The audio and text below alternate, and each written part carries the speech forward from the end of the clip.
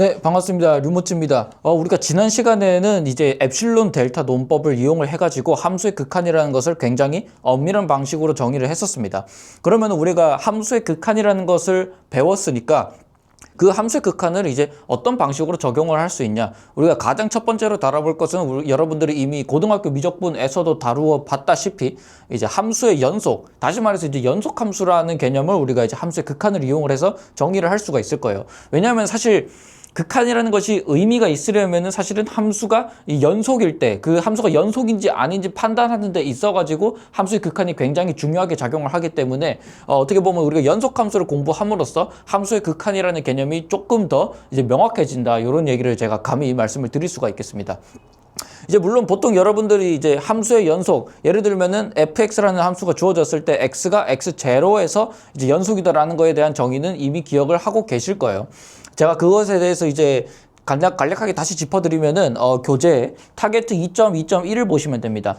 연속 함수라는 거에 이제 정의를 만약에 살펴보게 된다면 그 전에 하나 짚고 갈 게 있는데, 일단 지금 다루는 거는 여러분들이 이제 고등학교 미적분에서도 다뤘던 이제 변수가 한 개인 일변수 함수입니다. 이 일변수 함수의 이제 연속을 다루는 건데, 우리가 나중에 이제 우리 곡선도 배우고 다변수 함수 쪽으로 가면은 이제 다변수 함수의 연속도 또 저희가 이제 따로 정의를 하게 될 거예요. 그렇게 되면 이제 다변수 함수의 미분도 다루게 될 것이고, 어쨌든 간에 지금 다루는 거는 여러분들이 고등학교 미적분에서도 다뤘던 일변수 함수의 연속에 대해 이제 제가 얘기를 드리는 겁니다.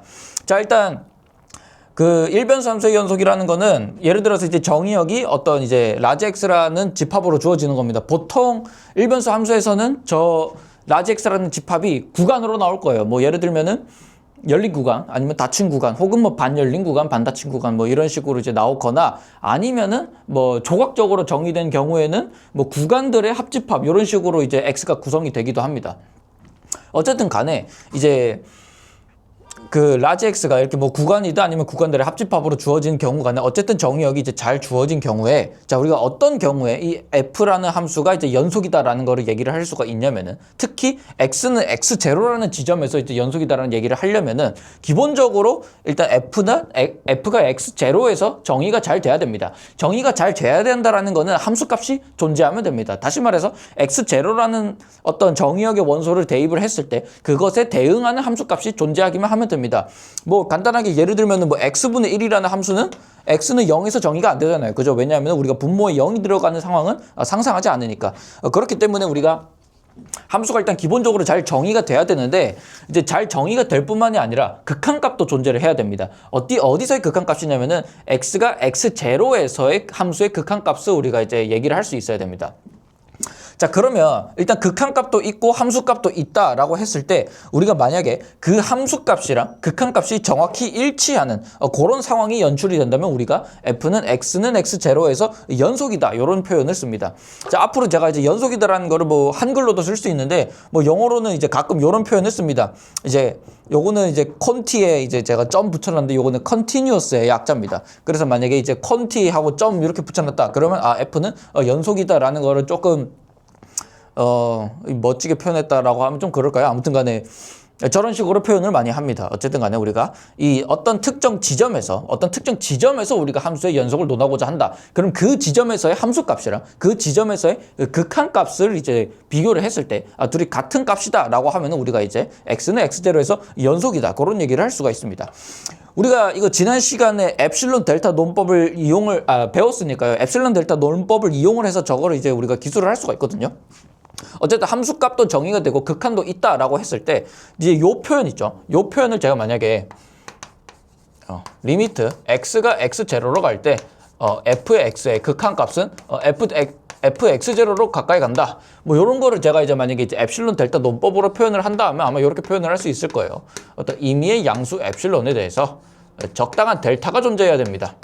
자, 어떤 적당한 델타가 존재해야 되냐면, 자, 만약에 이제 x는 이제 라지 x라는 정의역에서 꺼내고요. 만약에 x와 델타의 차이가 이제 델타보다 무슨 소리 하는 거야? 죄송해요. x랑 x0의 차이가 델타보다 작으면 fx와 fx0의 차이가 엡실론보다 작게 되는 그런 상황이 만약에 이제 생긴다라고 하면 우리가 저게 이제 fx에 x는 x0에서 극한값이 fx0다. 이런 식으로 우리가 이제 얘기를 하는 거죠. 여기까지 이해가 되셨나요? 보통 이제 제가 그 고등학교 수학을 설명을 할 때, 고등학교 수학에서 제가 이제 연속이라는 걸 설명을 할 때는 보통 제가 뭐 이런 표현을 많이 씁니다. 우리가 일단 요 극한식을 놓고 보면은 요거잖아요, 그죠? 요게 fx0랑 똑같은 거잖아요. fx0랑 똑같은 건데 x0를 제가 이제 다른 표현으로 쓰면은 어떻게 또 쓸 수가 있냐면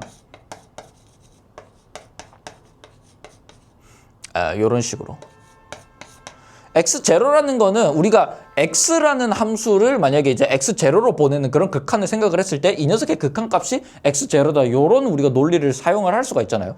그러면은 이 fx0를 제가 요렇게 그냥 바꿔서 표현을 할 수가 있습니다. 자, 그러면은 요 등식을 놓고 보면은 저희가 어떤 얘기를 할 수가 있냐면은 요 리미트 기호 있죠. 요 리미트 기호. 리미트 기호가 이렇게 f 함수 안에 들어가는, 다시 말해서 f랑 리미트가 어떻게 보면은 이렇게 교환되는 그런 상황을 저희가 볼 수가 있습니다. 그래서 보통 함수가 연속이다라는 얘기는 리미트가 이렇게 교환될 수 있느냐, 그렇게도 우리가 이제 보통 동치로 해석을 할 수가 있습니다. 그래서 여러분들이 예를 들어 가지고 어떤 함수가 이제 연속인지 아닌지 논의를 하고 싶다, 그런 것들은 리미트가 안으로 들어가도 전혀 문제가 없냐, 뭐 그런 얘기를 할 수가 있어요. 뭐 예를 들면은 보통 이제 학생들이 이제 가장 많이 그냥 이거 만족하지 않을까 하고 넘어가는 이런 예시 중에 하나가 이제 지수함수거든요.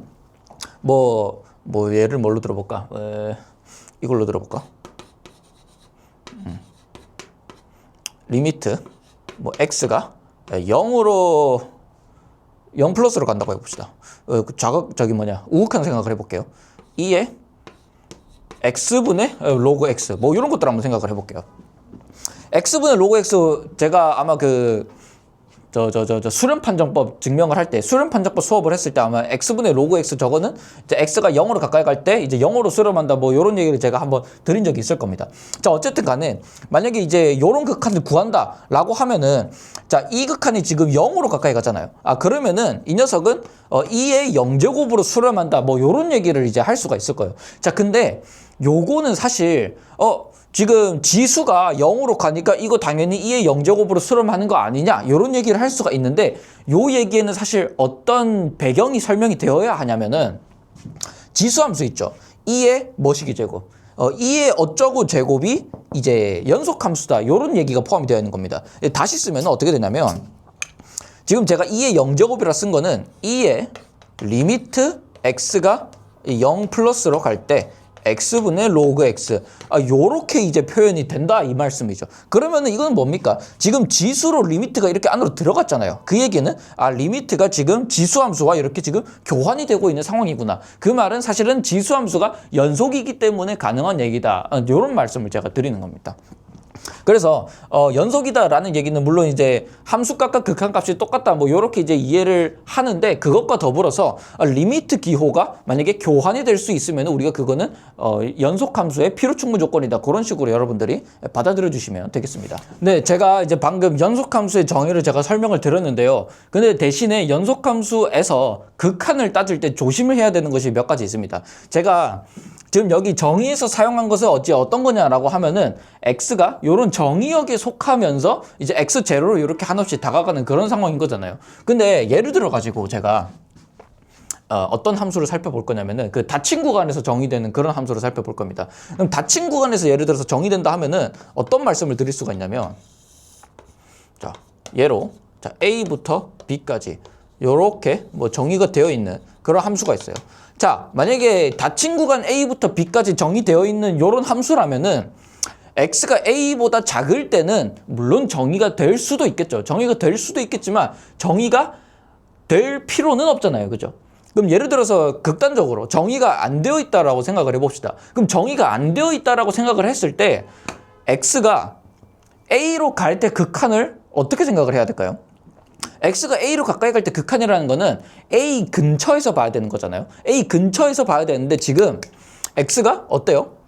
a보다 큰 쪽에서만 정의가 되고 있잖아요. x는 a랑 x는 a보다 큰 쪽. 다시 말해서 x가 a 이상인 부분에서만 정의가 되고 있고 x가 a보다 작을 때는 극한으로서 정의가 지금 되고 있지 않은 그런 상황입니다. 그래서 이런 경우에는 우리가 약간은 이제 다른 방식으로 접근을 해야 되거든요.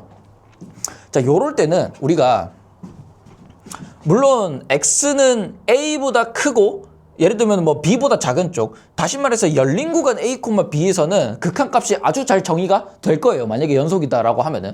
그럼 연속이다라고 하면은 a과 b 사이 여기에서는 아주 극한이 잘 정의가 될 것인데, 특히 a라는 지점, 뭐 여기도 보면 특히 b라는 지점만 살펴보면은 여기서는 극한이 정의되지 않을 수도 있다라는 얘기입니다. 그럴 때는 우리가 그냥 x는 a에서 극한만 보는 것이 아니라 x는 a에서 우극한만 보는 것이 조금 더 이제 타당할 겁니다. 그렇기 때문에 우리가 닫힌 구간에서 연속이다라고 하면은 우리가 조금 더 이제 극한 이 표현하는 방법을 좀 다르게 해야 됩니다.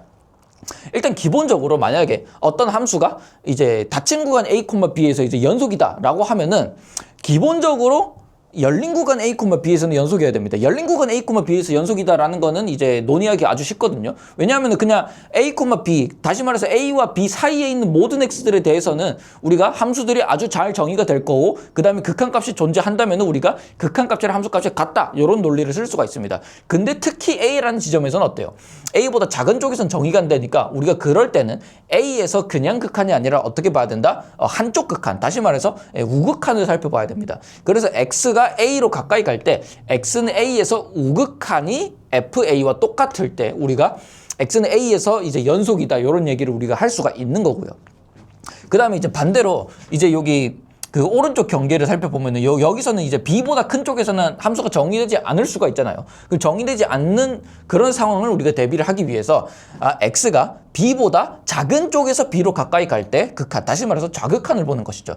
그래서 b에서의 좌극한과 b에서 함수값이 이제 똑같을 때 우리가 x는 b에서 연속이다, 다시 말해서 이런 닫힌 구간에서 연속은 이런 방식으로 우리가 살짝 다르게 접근을 해야 된다. 그거 정도 우리가 이제 주의를 해주고 살펴보면 되겠습니다. 그래서 뭐 요거는 이제 비단 그냥 닫힌 구간에서 볼 뿐만이 아니라 예를 들면은 뭐 반열린 구간, 반닫힌 구간에서도 우리가 이제 뭐 어렵지 않게 살펴볼 수가 있고, 뭐 가령 예를 들면은 만약에 조각적으로 정의가 되어 있을 때 함수가 예를 들면 이제 조각적으로 정의되어 있다라는 거는 뭐 예를 들면 이제 함수가 뭐 그래프 그냥 제가 간단히 그려보면은 뭐 요렇게 되어 있는 경우도 있잖아요. 그죠? 요렇게 되어 있는 경우에는 x는 a보다 큰 쪽에서만 이제 극한을 살펴보고, 다시 말해서 fx는 a, b, 닫힌 구간 a, b에서는 연속이다. 그리고 a보다 작은 쪽에서도 만약에 이제 우리가 극한값이랑 함수값이 똑같다, 이런 얘기를 할 수가 있으면은 x가 a보다 작은 쪽에서는 연속이다. 근데 만약에 실수 전체로 본다면은 이 x는 a에서는 연속이 아니다, 그런 얘기를 우리가 할 수가 있다라는 얘기입니다. 어쨌든 간에 이제 이런 경우도 우리가 정의역을 끊어서 살펴보면은 이제 구간별로 우리가 연속이다, 이런 말씀을 드릴 수가 있다. 여기까지 제가 설명을 드리겠습니다. 네, 다음으로 살펴볼 거는 타겟 2.2.3 보시면 되겠습니다. 뭐 요것도 이제 그렇게 어려운 내용은 아니기 때문에 이제 간단하게 살펴보시면 됩니다. 연속함수의 기본 성질인데 뭐 당연한 얘기지만 예를 들어서 뭐 여러분들이 잘 알고 계시는 연속함수 뭐 2의 x제곱 이런 거 있죠. 아니면은 또 뭐 있을까요? 뭐 삼각함수 sin x 이런 거 있죠. 자, 만약에 이렇게 이제 2의 x제곱이라는 지수 연속함수랑 그 다음에 이제 sin x라는 저런 삼각 연속함수가 주어져 있을 때 요거 두 녀석의 합도 연속함수입니다. 이미 여러분들이 고등학교 수학에서도 연속함수의 합은 연속함수다. 그 다음에 뭐 더하기뿐만이 아니라 뭐 곱하기도 그렇죠. 여기다가 이제 곱한 함수도 연속함수다. 뭐 이런 얘기를 아마 들어보셨을 거예요. 요거에 대한 이유는 사실 우리가 극한의 기본 성질에서 바로 이끌어낼 수가 있거든요.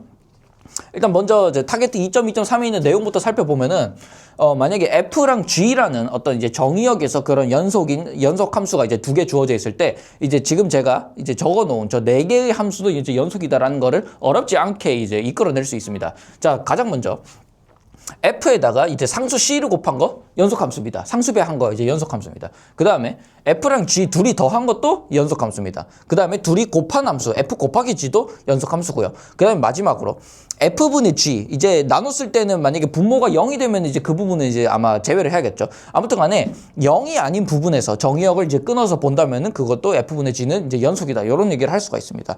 자, 요거 이제 사실은 뭐 당연히 모든 거는 이제 증명을 해야 되겠지만 사실은 이제 거의 자명을 하기 때문에 제가 2번만 해볼게요.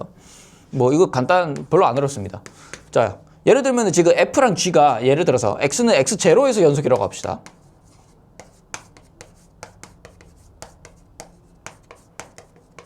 만약에 이제 X는 X0에서 이제 연속이다라는 게 이미 주어진 그런 상황이다. 그러면 우리가 이미 알고 있는 사실은 무엇이냐 하면은 리미트 X가 X0로 갈 때 fx라는 함수의 극한값은 fx0로 가까이 가시고요. 그 다음에 리미트 X가 X0로 가까이 갈 때 gx라는 함수의 이제 극한값은 gx0다. 뭐 이런 얘기를 할 수가 있을 거예요. 그런데 지금 우리가 궁금한 건 뭡니까? f 더하기 g라는 함수 있죠. f 더하기 gx. 리미트 x가 x0로 갈 때 f 더하기 gx. 자, 근데 지금 제가 이런 표현을 이제 사용을 한 거는 사실 어떤 거냐라고 하면은 이제 fx와 gx의 함수값을 더한 함수다. 그렇게 이제 생각을 하시면 됩니다. 그거를 우리가 이제 간단히 이런 식으로 표현을 하거든요. 아무튼 간에 지금 적어 놓은 거는 사실 뭐 어떤 표현이랑 똑같냐면은 fx랑 gx를 이렇게 이제 합한 함수다라고 이제 생각을 하시면 됩니다. 자, 근데 지금 수렴하는 두 함수의 합으로 주어져 있잖아요. 수렴하는 두 함수의 합은 우리가 극한값을 분리를 해서 계산을 할 수 있다라는 게 이제 우리가 그 지난 시간에 이제 증명을 했던 극한의 기본 성질입니다. 다시 말해서 fx는 지금 fx0로 수렴을 하고 있죠. 그 다음에 gx는 gx0로 수렴을 하고 있습니다. 그럼 이 두 녀석의 합으로 수렴하지 않나 이런 주장을 할 수 있다라는 얘기죠. 그럼 다시 말해서 fx0와 gx0의 합은 뭐라고 얘기를 할 수가 있냐면 f 더하기 g라는 그 함수에다가 x0를 넣은 그런 함수로 볼 수 있지 않나 라고 생각을 할 수가 있다 이런 얘기죠. 그럼 결론적으로 x는 x0로 가까이 갈 때 f 더하기 gx의 극한값이 f 더하기 g라는 함수에다가 x는 x0를 대입한 그런 함수값으로 우리가 수렴한다 이런 얘기를 할 수가 있습니다. 그래서 결국에 어떻게 보면은 함수의 극한의 기본 성질, 지난 시간에 증명했던 엡실론 델타 논법을 이용해서 증명한 함수의 극한의 기본 성질을 이제 바로 적용을 하면 1번은 이제 함수의 극한의 기본 성질 1번 적용하면 되고요. 그 다음에 합함수는 이제 2번 성질 적용을 하면 되고요.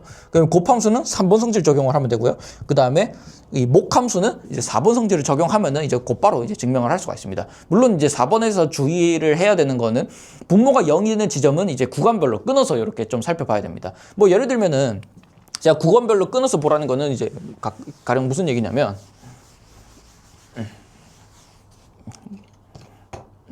예를 들어서 자 gx는 1이라는 상수함수예요. 연속함수죠. 그 다음에 fx는 x라는 그런 다 항등함수라고 보겠습니다. 이것도 이제 연속함수고요, 당연히. 그러면은 우리가 f분의 gx라는 거는 사실 x분의 1이잖아요, 그죠? x분의 1인데 x분의 1은 x가 0이 아닐 때만 연속함수입니다. 그러면 x가 0이 아닐 때만 연속이다라는 거는 이제 어떤 식으로 어이쿠야, 미안해요. 어떤 식으로 받아들이시면 되냐면 뭐 그래프 대충 이렇게 생겼잖아요, 그죠? 이렇게 생겼는데 자, 그러면 지금 x는 x0인 거 제외하면은 x가 0보다 작을 때는 연속이죠. 그렇죠? 그러면은 x가 0보다 작은 구간에서는 연속이다. 이런 얘기를 할 수가 있습니다. 그다음에 x가 0보다 큰 부분에서 x가 0보다 큰 부분에서도 연속이다라고 얘기를 할 수가 있죠. 그런데 x가 0보다 작을 때 오케이 연속이야. x가 0보다 클 때 오케이 연속이야. 근데 x가 실수 전체일 때 연속이다라고 하면은 x는 x0에서는 x는 0에서는 연속이 아니기 때문에 우리가 실수 전체에서 연속이라고 얘기를 할 수가 없다 이런 얘기죠. 그러면 x가 0을 제외하고 본다라고 했으니까 0 기준으로 왼쪽 변에서는 지금 연속이구나. 오른쪽 변에서도 이게 연속이구나 이런 얘기를 할 수가 있다 이런 얘기입니다. 그래서 뭐 요거 정도만 주의를 해주시면은 연속함수에서 뭐 크게 어려운 부분은 없다. 뭐 요 정도 말씀을 제가 드릴 수가 있겠습니다. 네, 이제부터 볼 내용은 이제 타겟 2.2.4입니다. 자, 요 명제는 아주 중요하니까 이제 여러분들이 이제 좀 주의 깊게 살펴봤으면 좋겠습니다. 자, 제가 아까 함수의 연속을 설명을 할 때 이제 어떤 말씀을 드렸냐면은 물론 우리가 이제 연속이다라는 거는 함수 값이랑 극한값이랑 이제 동일할 때 우리가 연속이다라고 얘기를 했었잖아요. 자, 근데 그것뿐만이 아니라 이제 어떤 것도 얘기를 했었냐면은 자, 요거는 그냥 제가 간단히 적을게요. 자, x가 x0로 가까이 갈 때 fx0는 f 리미트 x가 x0로 갈 때 x. 이제 요런 표현으로 살펴본다 하면은 리미트 기호가 f랑 이제 교환된다. 그런 상황이 연출된다면은 우리가 이제 함수가 이제 f가 연속이다. 요런 얘기를 제가 할 수 있다라고 설명을 드렸었잖아요. 자, 그것에 이제 어떻게 보면은 조금 더 이제 응용된 이제 연장선입니다. 타겟 2.2.4의 내용은. 자, 이제 어떤 거냐면은 요거 방금 제가 이제 f랑 리미트 기호랑 이제 그 교환이 된다라는 거를 이제 수열의 극한 관점에서도 이게 좀 통한다. 요런 얘기입니다. 자, 어떤 거냐면 자, 일단 필요 충분 조건이거든요. f가 x0에서 연속이다라는 말은 어떤 것과 필요 충분 조건이냐면은 자, 지금 x0로 수렴하는 임의의 xn을 제가 만약에 이제 아무거나 잡았다라고 하면은 뭐 무한 게 있겠죠. 그죠? 아주 많으니까 x0로 수렴한 수열은. 자, 그러면은 제가 xn을 이용해서 fx 서브 n이라는 요런 함수값들로 구성한 새로운 수열을 만들 수가 있을 거예요. 저렇게 함수값들로 구성한 새로운 수열은 그것의 극한값이 fx0랑 똑같게 되더라. 그런 얘기를 하는 거고, 반대로 요런 함수값들의 수열이 만약에 이제 함수값이랑 똑같다. 함수값이랑 이제 함수값으로 수렴한다라고 하면은 이 녀석이 f가 이제 x0로 수렴한다. 이제 반대로 요런 얘기를 이제 할 수 있다. 요런 얘기입니다. 자, 그래서 요 명제는 이제 아주 중요하니까 제가 증명을 조금 여러분들이랑 같이 좀 살펴보고 가겠습니다. 참고로 요 xn은 여기 정의역에서 잡은 겁니다. 정의역에서 잡은 거. 이거 제가 설명을 빠뜨렸네요. 자, xn은 전부 다 정의역 여기 원소에 속하는 녀석입니다. 자, 그러면은 요거 필요 충분 조건이니까 이제 양방향 전부 다 해봐야 되겠죠. 자, 양방향 전부 다 해봐야 되니까 일단은 충분 조건 방향부터 제가 한번 증명을 해볼게요. 자, 충분 조건 방향을 증명한다라고 하면은 이 수열의 극한을 증명을 해야 되는 상황입니다. 그죠? 수열의 극한을 증명을 해야 되는 상황이니까 우리가 이미 사용을 할 수 있는 것은 함수의 극한입니다. 함수의 극한. 자, 다시 말해서 제가 만약에 임의의 양수 엡실론을 잡으면은 지금 어떤 것이 보장이 되어 있는 상황이냐? 델타가 존재합니다. 자, 어떤 델타가 존재하냐면 such that 자, x랑 다시 x랑 x0의 차이가 이제 델타보다 작으면 이건 제가 뭔가를 빠뜨렸네요. 자, x가 x에 속하고 x 빼기 x0가 델타보다 작으면 fx와 fx0의 차이가 엡실론보다 작다. 뭐 지금 요게 보장이 되어 있는 그런 상황인 거죠. 자, 그러면 지금 이게 참이다라는 것을 이용을 해서 다시 말해서 저런 델타가 존재한다라는 사실을 이용을 해서 제가 요 함수의 극한을 제가 이제 증명을 해야 되는 그런 상황이거든요. 자, 그러면 지금 우리가 보여야 되는 것은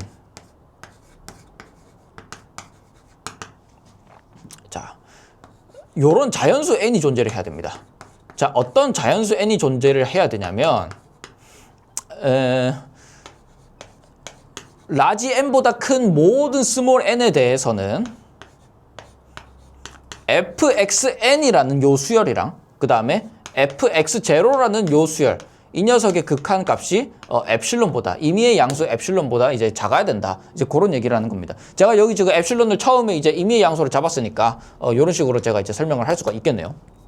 자, 어쨌든 간에. 자, 그러면 지금 저 수열의 극한을 증명을 하려면은 제가 어떤 것도 사용을 할 수 있어야 되냐면, 물론 이제 이 극한도 사용을 할 수 있겠지만 제가 요 극한도 사용을 할 수 있어야 됩니다. 자, 그죠? 자, 그러면 지금 xn이라는 수열이 x0로 이제 수렴한다라는 사실을 제가 사용을 할 수가 있잖아요. 자, 그러면 지금 그거를 사용을 하려면은 어떻게 보면은 지금 x랑 f를 연관시켜 주는 게 이미 지금 함수가 연속이다라는 거를 이용을 해서 제가 이끌어내야 됩니다. 자, 근데 지금 xn이 x0로 수렴한다라고 했으니까 만약에 xn이라는 녀석이랑 x0라는 녀석이 만약에 차이가 델타보다 작게 되면 어떻게 됩니까?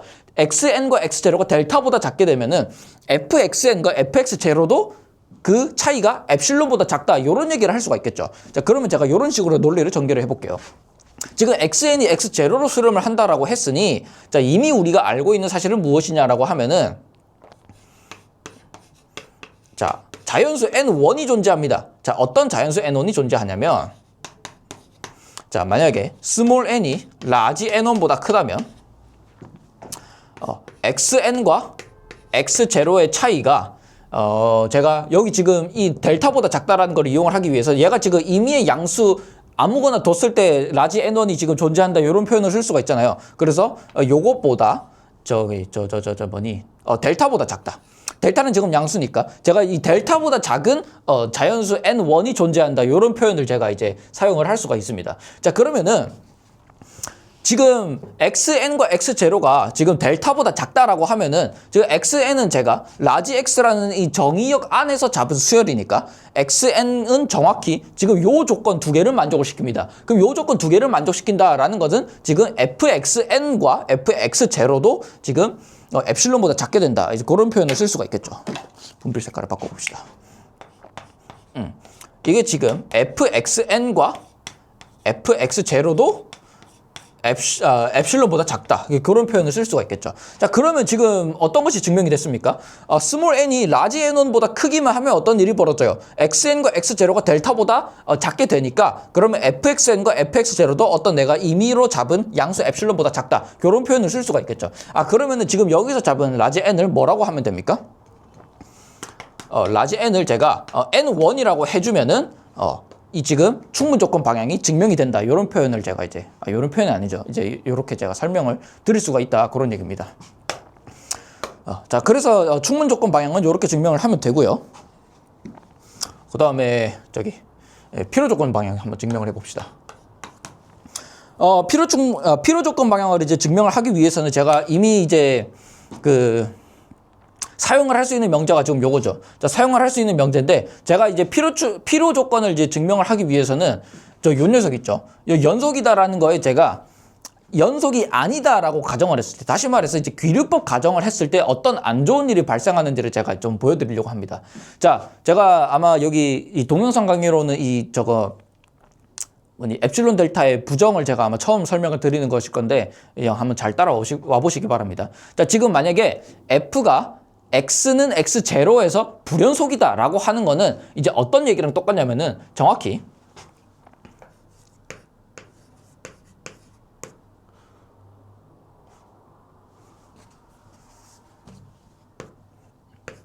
자, 원래 엡실론 델타에서는 모든 양수 엡실론에 대해라는 거죠. 근데 만약에 이 녀석이 부정을 취한다라고 하면은 모든 어떤으로 바뀌게 됩니다. 그죠?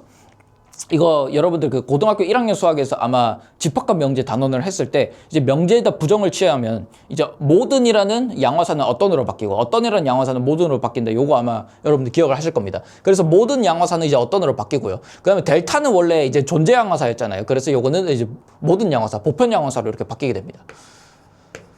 자, 그래서 요거는 이제 어떻게 바뀌게 될 거냐면은 어떤 양수가 존재합니다. 어떤 양수 엡실론이 존재를 합니다. 어떤 양수 엡실론이 존재를 하냐면 모든 양수 델타에 대해서도 다음을 만족시키는 어떤 양수 엡실론이 존재를 합니다. 자, 어떤 거냐면 x와 x0의 이제 차이가 델타보다 작음에도 불구하고 fx와 fx0의 차이가 어떤 엡실론보다 크게 되는 이제 그런 상황이 이제 발생한다. 그런 얘기입니다. 자, 그래서 요거 같은 경우에는 지금 x랑 x0의 차이를 충분히 줄였음에도 불구하고 fx랑 fx0가 그 차이가 지금 어떤 내가 기대하는 오차보다 크게 되는 그런 상황이 벌어지는 거다. 그래서 지금 부정을 여기다가만 취한 거예요.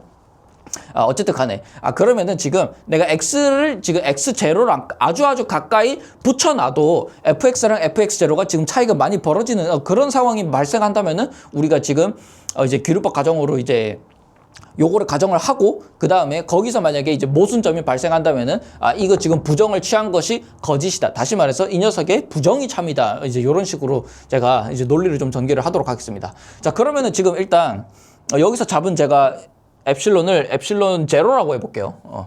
여기 엡실론 제로가 지금 존재한다. 자, 이렇게 해놓고 자, 지금 우리가 이미 사용을 할 수 있는 것은 무엇이냐 하면은 요거죠, 그죠? 자, 어떤 양수 엡실론에 대해서 자, 이미 주어진 것은 자, 엡실론을 제가 고정을 할게요. 자, 엡실론을 고정을 했을 때 자,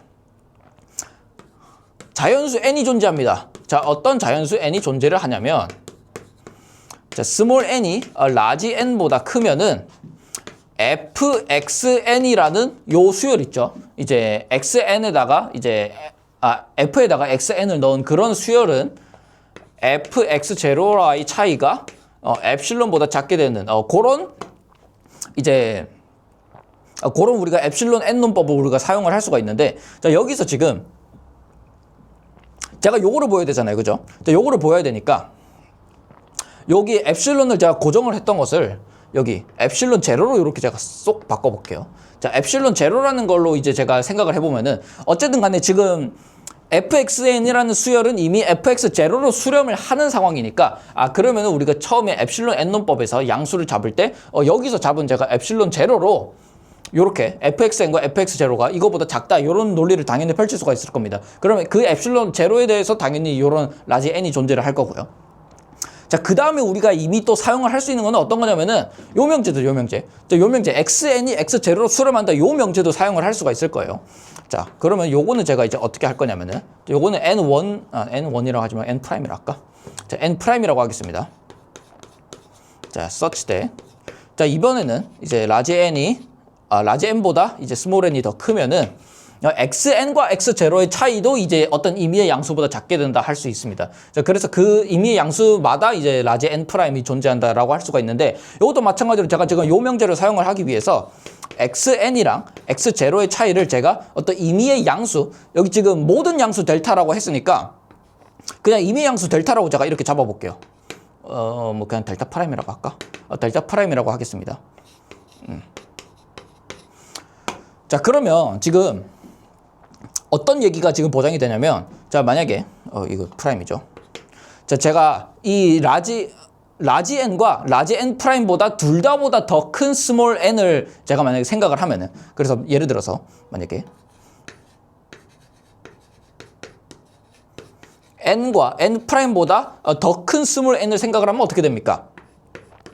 지금 xn이 지금 x0보다 이제 작게 되는 그런 상황이 벌어질 때, 다시 말해서 xn이 x0와 이제 그 차이가 델타 프라임보다 작아진다면은, 델타 프라임은 지금 임의의 양수라고 했잖아요. 그죠? 델타 프라임은 지금 임의의 양수라고 했는데, 임의의 양수보다 작으면은 지금 어떻게 된다 했어요? fx와 fx0의 차이가 지금 엡실론 제로보다 커지게 된다라고 제가 지금 기류법 가정을 한 상황이잖아요. 그죠?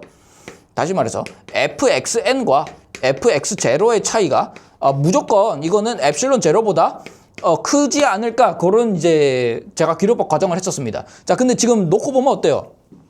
제가 아까는 fxn과 fx0가 지금 서로 수렴을 한다라고 했으니까 요거 차이가 엡실론 제로보다 작은데, 지금 제가 기류법 과정을 한 거에서는 fxn과 다시 말이 좀 꼬이네요. fxn과 fx0의 차이가 엡실론 제로 이상이 된다라는 거는 이거 둘이가 지금 상충하는 그런 상황입니다.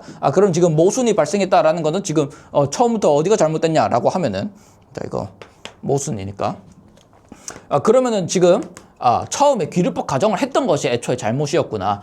그래서 우리가 어떤 얘기를 할 수 있냐면은 리미트 x가 x0로 갈 때 fx는 fx0로 수렴할 수밖에 없다. 다시 말해서 x는 x0에서 이제 연속이다. 그런 표현을 우리가 이제 사용할 수 있다. 요런 식으로 정리를 할 수가 있겠습니다.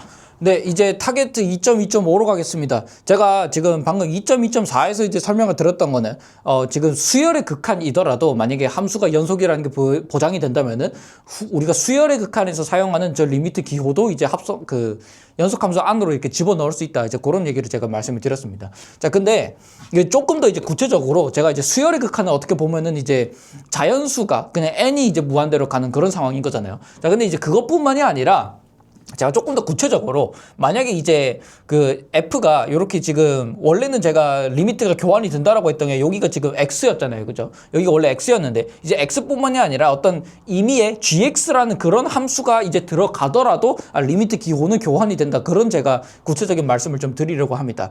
자, 다시 말해서 예를 들면은 지금 어떤 b로 수렴하는 요런 함수 gx를 잡았을 때 만약에 f가 요 b에서 연속이다라는 게 이미 보장이 되어 있다라고 하면은 f 서클 gx의 이제 요 극한은 fb로 수렴한다. 이제 그런 것들을 제가 이제 좀 설명을 드리도록 하겠습니다. 자, 제가 증명을 하기 위해서 지금 사용을 해야 되는 명제는 요 두 명제잖아요. 그죠? 요 두 명제를 사용을 해야 되고 증명을 해야 되는 요 명제는 요겁니다. 자, 그러면 제가 이제 보여야 될 것은 무엇이냐라고 하면은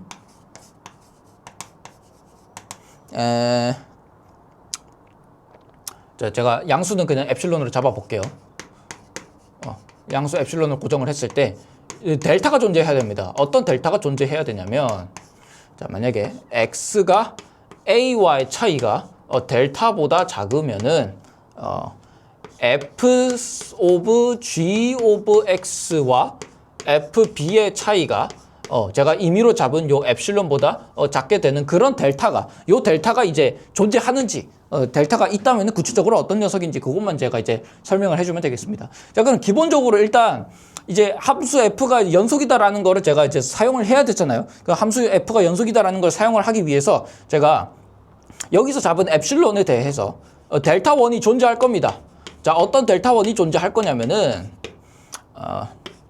x와 b와의 차이 있죠. 지금 b에서 연속이라고 했으니까. 자, x와 b와의 차이가 만약에 이제 델타 1보다 작으면은 어떤 얘기를 할 수가 있냐면은 fx와 fb의 차이가 제가 임의로 잡은 요 양수 엡실론보다 작다. 그런 말씀을 제가 드릴 수가 있을 겁니다.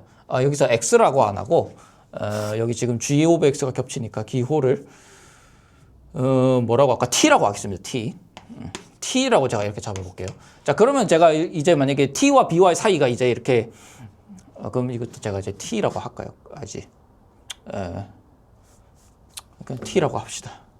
네, 여기서 t라고 할게요. 자, 아무튼 간에 이제 t와 b와의 차이가 이제 델타 1보다 작고 이제 ft와 fb와의 차이도 이제 엡실론보다 작게 되는 그런 이제 델타 1이 존재한다라는 거를 제가 이미 사용을 할 수가 있을 거예요. 자, 근데 지금 제가 바라는 상황은 무엇이냐라고 하면은 요 t가 이제 아마 gx가 들어가서 뭔가 이제 극한이 이렇게 좀 퍼즐처럼 맞춰지길 그런 걸 바라는 상황이잖아요. 자, 그러면 요거 제가 극한을 사용을 하기 위해서 자, 델타 2라는 양수가 존재합니다. 자, 어떤 델타 2라는 양수냐면은 만약에 x가 a와의 차이가 델타 2보다 작으면은 gx와 g는 지금 b로 수렴한다라고 했으니까 gx와 b와의 차이가 지금 어떻게 된다?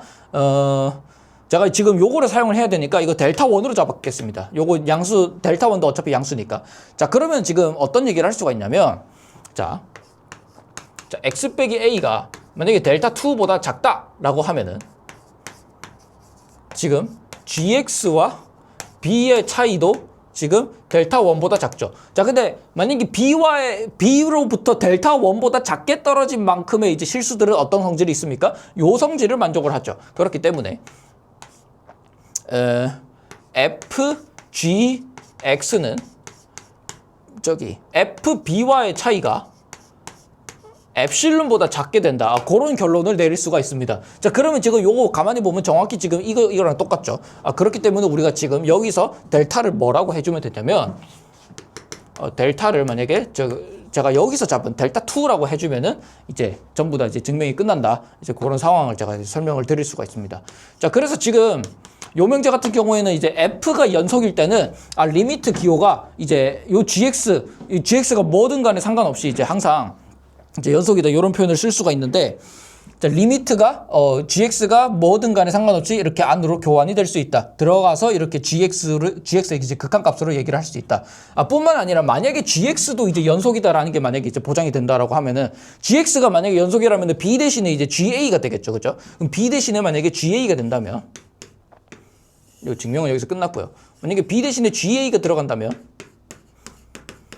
리미트 x가 a로 갈 때 fgx가 지금 b는 ga이기 때문에 fga다.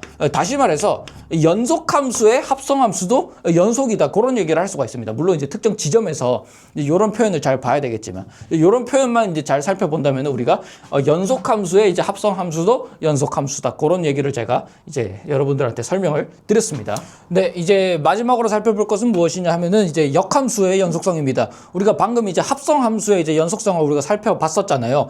그래서 방금 그 타겟 2.2.5 성질을 이용하면은 이제 역함수의 연속성을 이제 증명을 할 수가 있습니다. 요거는 이제 엡실론 델타 없이 증명을 할 수가 있어서 이제 아주 제가 좋아하는 그런 명제입니다. 엡실론 델타를 사실 다른 교재들을 보면 이제 엡실론 델타 논법을 좀 사용을 하거든요. 뭐 예를 들면 뭐 스튜어트 칼큘러스라든지 아니면 그런 교재들을 보면은 이제 그 엡실론 델타 논법을 이용을 해서 이제 역함수의 연속성을 증명을 하는데 우리가 방금 배운 이제 2.2.5번 그 성질을 이용을 하면은 사실 엡실론 델타를 굳이 동원을 하지 않아도 이제 역함수의 연속성을 증명을 할 수가 있습니다.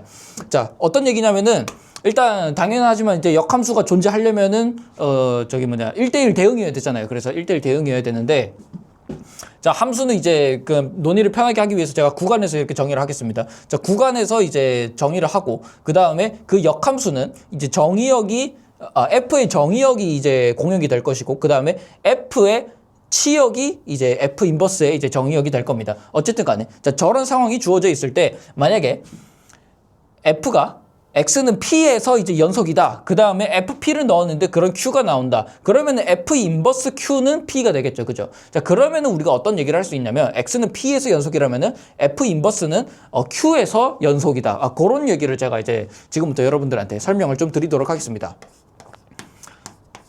자, 일단 1대1 대응이기 때문에 당연히 역함수는 존재를 할 거예요. 그죠? 이 1대1 대응이라서 역함수는 존재를 할 건데 그래서 우리가 이제 일단은 FP는 Q고 그 다음에 F 인버스 Q는 P다. 뭐 그런 얘기를 쓸 수가 있고 자, 그 다음에 역함수라는 것에서 우리가 이제 사용할 수 있는 등식이 있죠. 어떤 등식이냐면 F에다가 F 인버스 X를 넣은 Y라고 합시다. 자, Y라고 할게요. Y를 넣으면은 이 녀석 항상 Y가 나오잖아요. 그렇죠? 저 녀석이 항상 이제 Y가 나온다는 거 여러분들이 익히 잘 알고 계실 겁니다. 그래서 지금 이미 연속인 거는 이제 어떤 것만 연속이냐? F 연속이고요. 그 다음에 Y라는 항등 함수도 연속이죠. 이거를 제가 이제 여러분들한테 좀 설명을 드릴 겁니다.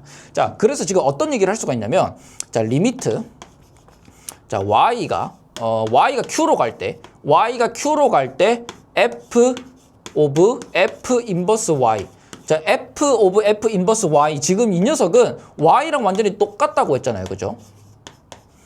Q로 갈 때 Y랑 완전히 똑같다고 했으니까 이 극한값은 Q다. 이렇게 바로 우리가 수렴한다라고 얘기를 할 수가 있습니다. 자, 근데 지금 F가 이미 연속이라고 주어진 상황이죠. 자, F가 연속이라고 주어진 상황이면은 어떤 논리를 펼칠 수가 있냐? 2.2.5에서 뭐라고 했습니까? 리미트 기호가 이렇게 안으로 들어갈 수 있다라고 했었죠. 자, 그렇기 때문에 자, 이 녀석은 뭐라고 할 수 있냐면은 F 리미트 Y가 Q로 갈 때 F 인버스 Y다.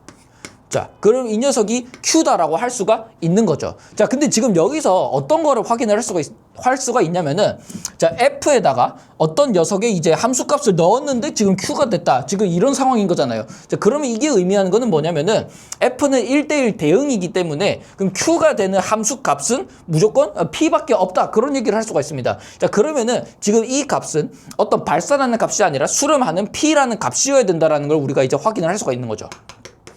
리미트 Y가 Q로 갈 때 F 인버스 Y는 정확히 이거는 P밖에 없다라는 걸 확인을 할 수가 있습니다. 자, 그럼 이게 의미하는 게 뭡니까? Y가 Q로 갈 때 이 지금 F 인버스 Y는 P로 수렴할 수밖에 없다라는 얘기죠. 근데 근데 이거 지금 P라는 값은 자그마치 뭐였냐면은 F 인버스 Q였습니다.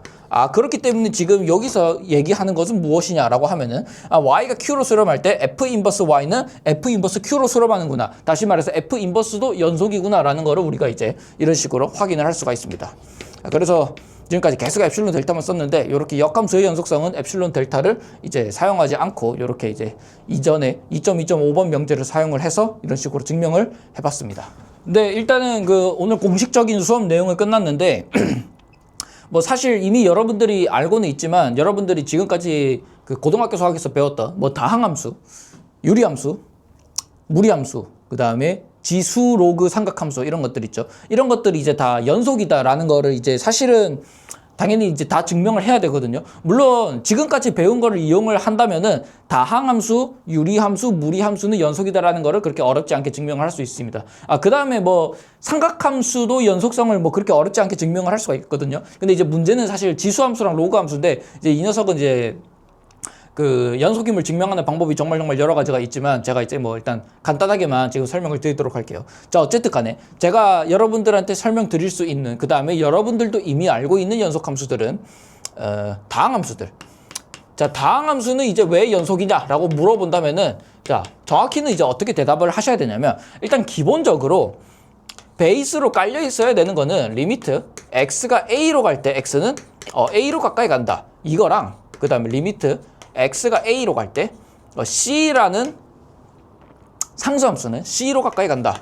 요거 두 개는 이제 우리가 엡실론 델타 논법으로 증명을 했었잖아요. 그죠? 자, 그러면은 뭐 이제 1차 함수가 연속임을 증명하고 싶다. 그러면은 뭐 요 상수 함수랑 이제 요 x라는 함수랑 c라는 함수 곱하고 더하면은 1차 함수 만들 수 있겠죠. 2차 함수도 이거 두 번 제곱하고 그 다음에 요거 곱해가지고 이제 조합을 하면 2차 함수도 만들 수 있을 것이고, 그러면은 임의의 이제 자연수 n차 함수도 다 만들 수 있을 겁니다. 그죠? 그런 식을 이용을 하면은 우리가 연속 함수들은 연속 함수끼리의 합과 곱은 전부 다 우리가 연속 함수라는 걸 이미 증명을 했으니까, 그러면 다항 함수들은 이제 연속 함수구나라는 거를 우리가 확인을 할 수가 있습니다. 자, 그 다음에 뭐 유리함수 있죠. 뭐 구체적으로 분수함수라고 얘기를 할게요. 분수함수도 이제 연속이다라는 걸 확인을 할 수가 있습니다. 분수함수라는 거는 우리가 흔히 다항함수 분의 다항함수잖아요. 그죠? 다항함수 분의 다항함수이기 때문에 다항함수는 연속, 그 다음에 다항함수는 연속이니까 그러면은 분모가 0이 되지 않는 선 한에서는 우리가 분수함수가 연속이다라는 거를 우리가 이제 어렵지 않게 확인을 할 수가 있겠죠. 자, 그 다음에 무리함수들 있죠. 무리함수. 자, 무리함수도 연속입니다. 자, 일단 우리가 여러분들 기억하실지 모르겠지만은 지난 시간에 이거 증명하면서 제가 뭐도 같이 증명을 했었냐면은 x가 a로 갈 때 x의 n분의 1제곱 있죠. n이 자연수일 때 이것이 우리가 이제 a의 n분의 1제곱으로 수렴한다. 그런 것도 제가 이제 설명을 드린 적이 있거든요. 그러면은 n제곱 근이라는 함수가 수렴하니까, 그러면은 우리가 아까 2.2.5에서 합성함수는 연속이다라는 걸 이제 증명을 했었죠. 그러면은 여기에 어떤 이제 연속인 합성함수가 들어가면은 그 녀석도 이제 무리함수는 어떻게 보면 다항함수를 이제 제곱근 안에다가 넣고 더하고 빼고 한 거니까 그럼 무리함수도 연속이겠구나. 요런 얘기를 우리가 이제 여기까지는 아주 엄밀하게 이제 할 수가 있습니다. 자, 이제 문제는 이제 요런 초등함수들 말고 이제 초월함수들이거든요. 초월함수가 초등함수가 아니라는 얘기는 아닙니다. 대수함수 말고 이제 삼각함수, 지수함수, 로그함수 같은 이제 초월함수들인데, 삼각함수는 사실 뭐 요것도 약간의 이제 삼각함수의 정의에 따라서 얘기가 조금 다르긴 하지만 삼각함수도 이제 연속임을 증명하는 건 생각보다 그렇게 어렵지는 않거든요. 뭐 굳이 얘기를 하면은 뭐 간단하게 얘기를 하면 일단 가장 먼저 증명을 해야 되는 거는 요겁니다. h가 0으로 갈 때 sin h가 0으로 수렴한다. 요거는 이제 만약에 기하적으로 접근할 수 있으면 이제 그런 식으로 이제 도달을 하면 되거든요. 어쨌든 기하적으로 접근하든지 아니면은 삼각함수의 이제 정의 자체를 이용을 해서 이제 접근을 하는 방식도 있고요. 뭐 삼각함수 정의 자체를 이용하면은 뭐 요것도 그렇게 크게 어렵지는 않습니다. 아무튼 간에 이제 요거를 증명을 할 수가 있으면은 이제 h가 0으로 갈 때 sin x 플러스 h가 sin x로 가까이 간다. 요거를 이제 증명을 하면 되거든요. 하나 더 빼먹었다. 리미트 h가 0으로 갈 때 코사인 h는 이제 1로 간다. 뭐 요것도 이제 기하적으로 접근하든지 아니면 이제 제곱 관계 있죠. 사인 제곱 더하기 코사인 제곱은 1이다. 그거를 이용을 해서도 이제 증명을 할 수가 있어요. 어쨌든 간에 요거 두 개를 이용하면은 요 사인 x 플러스 h라는 함수를 삼각함수의 덧셈 정리 있죠. 코사인 x, 사인 h 이렇게 이용을 하면은 sin x는 상수고 코사인 h는 1로 수렴하고 코사인 x 상수고 sin h는 0으로 수렴하니까 이 녀석은 sin x로 수렴한다. 따라서 삼각함수의 연속이다. 이런 식으로도 우리가 이제 증명을 할 수가 있습니다. 어쨌든 간에 그래서 삼각함수도 이제 연속이구나. 요거를 우리가 이제 설명을 할 수가 있는데, 이제 문제는 지수함수랑 로그함수입니다. 지수함수랑 로그함수는 사실 제가 이제 설명드리기 약간은 조금 어려운 부분 중에 하나는 뭐냐면은, 지수함수는 여러분들이 아마 고등학교에서도 정확한 정의를 배우지는 않았을 거예요. 보통 우리가 이제 고등학교 수학에서 지수함수라는 걸 어떻게 배우냐면, 제가 지금까지 이제 중학생이든 고등학생이든 수업을 해보면서 지수를 정확하게 설명하는 학생이 아주 드물었거든요. 뭐 일단 제 수업 경험에서는 이제 한 명도 없었는데, 예를 들면은 여러분들 뭐 2의 파이 제곱, 2의 파이 제곱이 뭐냐라고 이제 물어본다면 어떻게 대답하실 건가요? 이제 대부분 제가 이제 물어본 경험상 어떻게 대답을 하냐면 2를 파이번 곱한 거래요. 그러니까 3.142로 곱한 거래요. 근데 우리가 2를 3.142로 곱했다 이런 표현이 있을 수가 있나요? 어떻게 3.142로 곱하죠? 그죠? 자, 근데 대신에 아마 요거 정도는 이제 여러분들이 설명을 할 수가 있을 거예요. 2의 3.14 제곱, 요 정도는 아마 설명을 할 수가 있을 겁니다. 왜냐면은 요 녀석은 2의 100분의 314제곱이잖아요. 그죠? 2의 100분의 314제곱이니까 2의 314제곱은 아마 억겁의 시간이 걸리겠지만은 뭐 어쨌든 계산이 불가능한 건 아니에요. 그죠? 그래서 계산이 불가능한 건 아니고 그 다음에 2의 314제곱을 계산한 다음에 100제곱 근을 씌우면 우리가 이 값이지 않을까라고 우리가 정확하게 설명을 할 수는 있습니다. 다시 말해서 이 값을 100제곱 하면은 2의 314제곱이 나오는 그런 수를 우리가 이제 2의 3.14제곱이다 라고 할 수가 있는데, 그래서 우리가 유리수 제곱까지, 유리수 거듭 제곱까지는 우리가 이제 쉽게 도달을 할 수가 있거든요. 근데 이제 문제는 이제 제가 지금까지 보여드렸던 저 2의 파이 제곱이라는 무리수 제곱은 좀 문제입니다. 그래서 저런 무리수 제곱을 보통 고등학교 수학에서도 설명은 하는데 어떤 식으로 설명을 하냐면, 딱 고등학교에서 설명하는 방식으로 제가 설명을 해볼게요. 자, 3, 3.1, 3.14, 3.141 뭐 요게 쭉쭉쭉쭉 가서 파이로 가까이 가는 그런 유리수들을 잡아볼게요. 유리수들. 자, 그럼 이런 유리수들을 잡으면 이 유리수들을 지수로 하는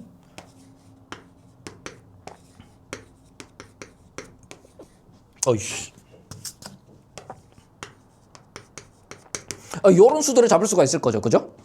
2의 세제곱, 2의 3.1제곱, 2의 3.14제곱, 2의 3.141제곱 요런 것들을 우리가 잡을 수가 있겠죠.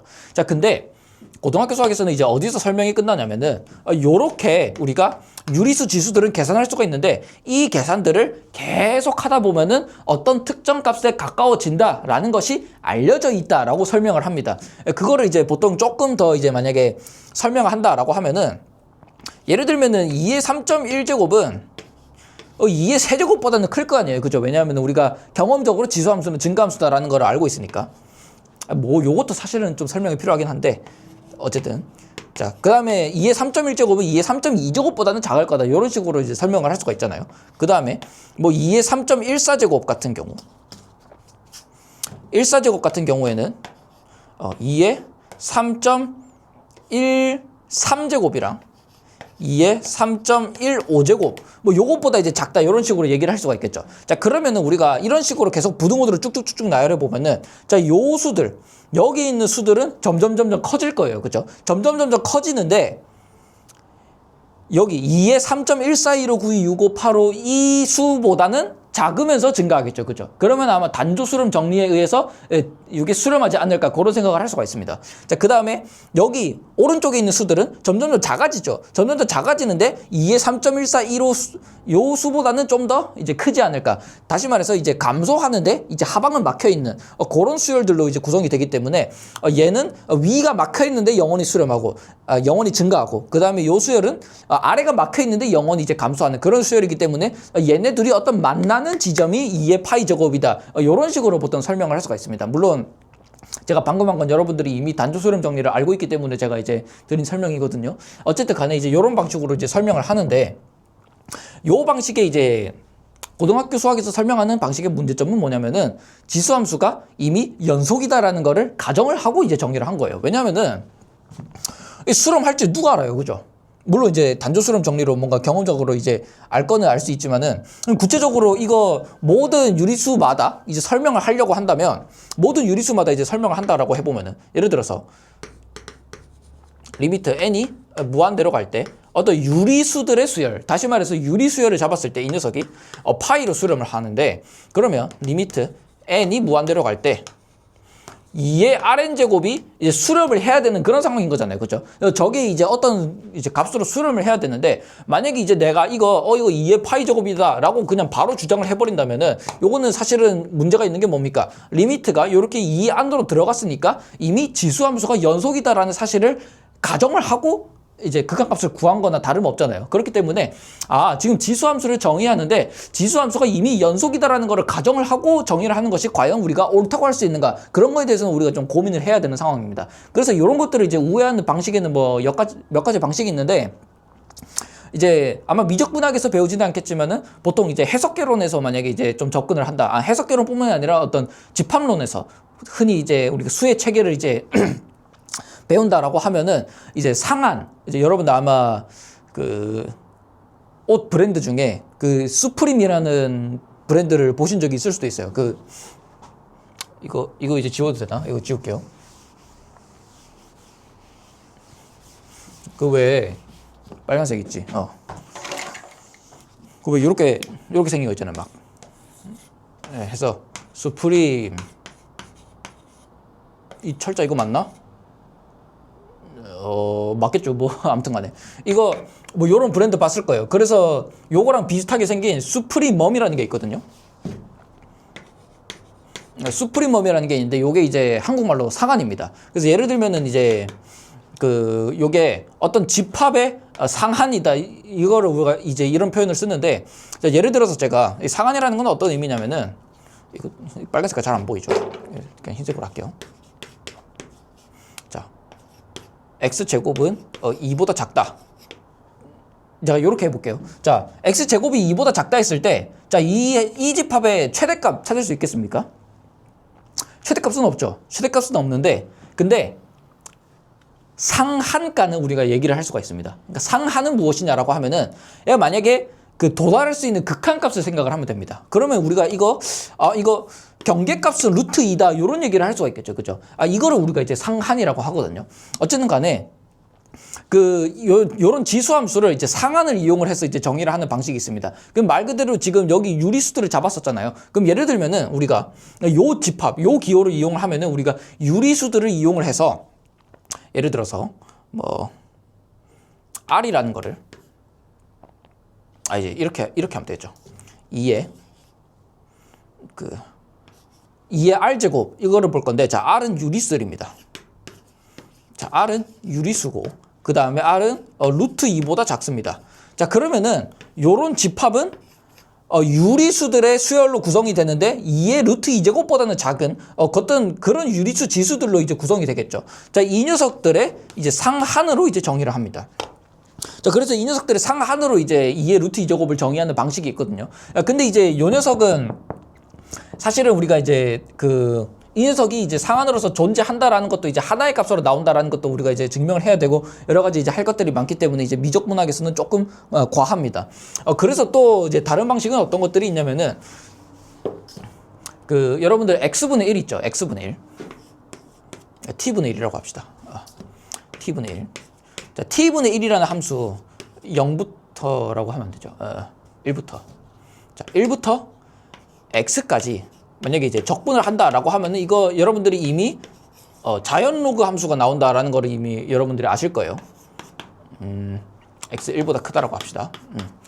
자연 로그 함수가 나온다라는 걸 이미 알 거예요. 자, 그래서 이게 이제 우리가 뭐 당연히 이제 로그 x를 적분하면은 이제 x분의 1이 나오기 때문에 요게 이제 어떻게 보면은 우리가 정적분으로 이렇게 이제 정의를 할 수가 있는데, 부정적분으로 우리가 이제 유도를 할 수가 있는데, 이제 반대로 로그 함수라는 거를 요렇게 적분으로 정의를 하는 방식이 있거든요.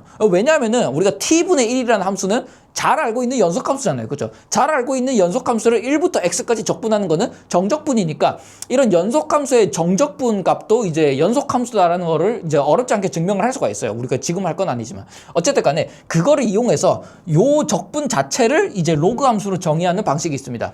그러면은 로그 함수는 이제 요렇게 정의가 되면은 이제 연속함수니까 그럼 로그 함수의 역함수인 지수함수도 연속이다. 제가 방금 역함수도 이제 연속이라는 거 제가 증명을 했죠. 만약에 본래 함수가 연속이라면은 그렇기 때문에 로그 함수의 역함수인 지수함수도 연속이다. 이런 식으로 우리가 이제 정의를 할 수가 있을 겁니다. 물론 이제 이렇게 정의를 하면 문제점이 뭐냐면은 우리가 지수함수라는 건 의미가 있는 게, 예를 들면 지수 법칙이 이제 성립하느냐 안 하느냐 그게 조금 중요하잖아요. 근데 지수 법칙이 성립하는지 안 하는지 사실 요걸로는 조금 알 길이 없어요. 물론 대수적으로 지수법칙을 이제 당연히 증명을 할 수는 있겠지만은 어쨌든 간에 요걸로는 사실 직관적으로 지수법칙이라는 것이 우리가 이제 와닿지가 않기 때문에 뭐 제가 좋아하는 방식은 아니지만 아무튼 요렇게도 좀 억지로 좀 증명을 하는 방식이 있습니다. 요거는 사실은 결과를 이미 알고 이제 증명을 하는 방식인 거죠. 그래서 어쨌든 간에 제가 조금 좋아하는 방식은 방금 제가 설명을 드렸던 상한을 이용을 해서 이제 정의를 하는 방식인데, 어쨌든 간에 요거를 제가 이제 미적분학에서 크게 다뤄드리지는 않을 거고 여러분들에게 그냥 요런 방식으로 이제 설명을 하는 방식이 있다. 그 정도만 제가 설명을 드린 겁니다. 어쨌든 간에 일단 확보된 것은 무엇이냐 하면은 여러분들이 이제 구체적으로 설명할 줄 알아야 하는 이제 연속함수들은 다항함수, 유리함수, 무리함수, 요거 세 개는 왜 연속인지 이제 여러분들이 설명할 줄 알아야 됩니다. 왜 연속인지 여러분들이 이제 엄밀하게 엡실론 델타 논법부터 이용을 해가지고 이제 설명할 줄 알으셔야 되고, 그 다음에 뭐 삼각함수 정도는 이제 제가 방금 이제 약간의 이제 맵을 짜드렸는데, 이제 그런 것들 삼각함수 정도는 이제 정의하는 방식에 따라서 이제 기하적으로 만약에 접근한다 하면 이제 연속이다라는 걸 이제 증명을 할 수가 있을 텐데, 지수함수랑 로그함수는 우리가 이제 접근하는 방법이 조금은 다소 어렵기 때문에 요거는 만약에 여러분들 교수님이 하신다면 하시고요. 아니면은 영재고 과학과 학생이라면은 선생님이 하신다면 하시고요. 그 다음에 요거 정도는 뭐 교양으로만 알아두셔도 이제 충분하지 않나 라는 생각을 합니다. 자, 아무튼 간에 이제 우리가 오늘 이제 연속함수라는 걸 배웠고, 이제 기존에 알고 있는 연속함수들로부터 이제 어떤 함수들이 연속함수인지 그런 것들도 우리가 이제 좀 이끌어 봤습니다. 자, 여기까지 연속함수를 하고 이제 다음 단원 이제 미분으로 넘어가도록 하겠습니다. 지금까지 고생 많으셨습니다.